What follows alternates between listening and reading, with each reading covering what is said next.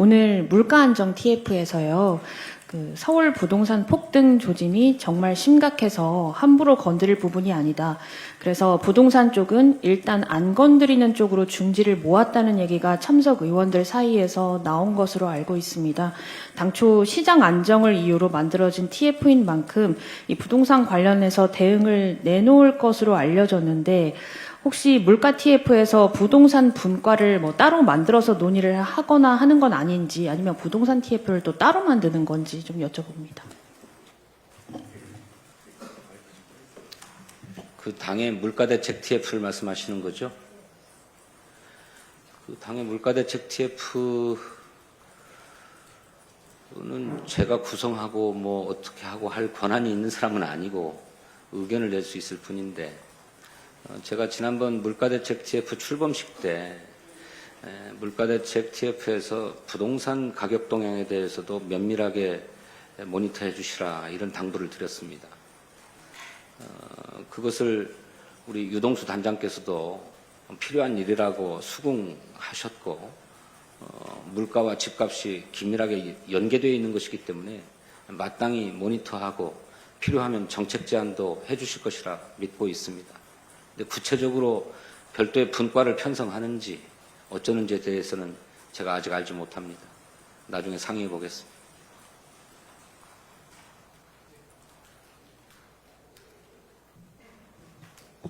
네, 경향신문 심윤지입니다.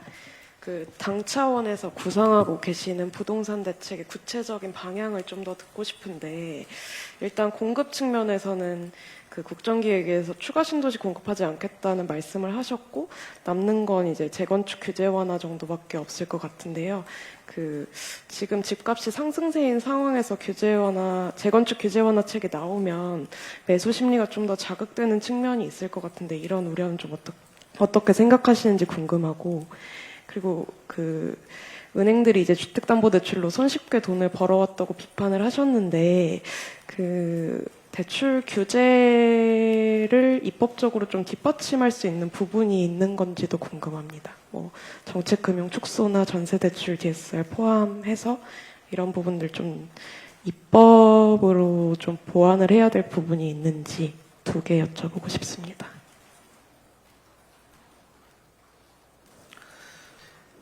국정기획위원회의 경제 2분과 위원장께서 부동산 대책 내놓는다고 신도시 같은 거 자꾸 하려고 하지 마라라고 했다는 말씀은 제가 보도를 통해서 봤습니다. 근데 필요하면 신도시도 할 수 있어야죠. 저는 그 분과위원장님의 견해는 동의하지 않습니다. 근데 제가 지금 강조하는 것은 문재인 정부 말기에 부동산 대란이 일어나서 공급을 하기 위해서 발표했던 수많은 주택 공급 계획이 있었습니다. 대표적으로 3기 신도시 계획, 공공재개발 사업, 도심 복합개발 사업 등등 공급 계획이 발표됐는데 윤석열 정권 들어서면서 이 공급 계획들이 전혀 챙겨지지를 않았습니다. 그래서 미국에 당장 내년부터 공급 부족 현상이 나타날 것이다라고 하는 전문가의 진단들이 있어요. 그래서 제가 정부에 주문하는 것은 과거 발표되었던 주택 공급 계획을 다 점검해서 다시 신속하게 추진해라 라고 요구하는 것입니다. 그러고도 부족하면 추가 공급 계획을 마련해야 되겠죠. 그다음에 대출 규제의 구체적인 방안에 대해서는 우선 정부가 편성해 올 것이고 필요하면 이것은 입법으로 해야 될 사안입니다. 또는 이것은 지침으로 가능합니다. 갈라서 가져오지 않겠습니까? 그거는 정부의 조치에 대한 제안을 보고 판단하겠습니다.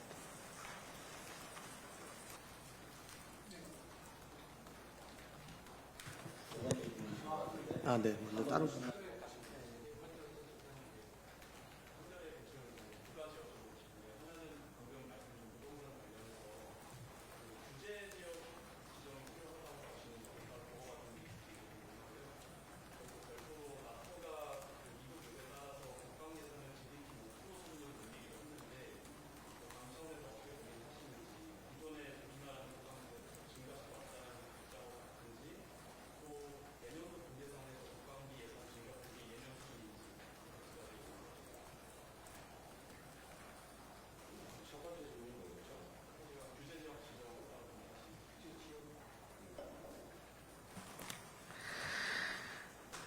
윤석열 정부에 의해서 규제 지역들이 크게 해제돼 버렸죠. 그리고 뭐 투기 지역이나 투기 과열 지역에 가해졌던 대출상의 규제나 이런 것들이 전혀 차별이 없어져 버렸습니다. 토지거래 허가구역 지정 문제는 중앙정부의 권한이 아닙니다. 제한이 따른데 필요하다면 저는 그런 문제들에 대해서 검토해야 된다고 생각합니다. 구체적인 방안은 정부가 시장 상황을 잘 판단해서 제안할 것이라고 생각하고 그런 부분에서 무슨 정책적인 제한이 있어서는 안 된다고 생각합니다. 국방비 증액할 거냐? 그거는 지금 예단하기 어렵습니다. 국정기획위원회가 이재명 정부 국정운영 5개년 계획을 작성 중이고 그 작성에 따른 재정 계획들이 마련될 테니 국정기획위원회가 어떤 결과를 내놓는지 지켜볼 생각입니다.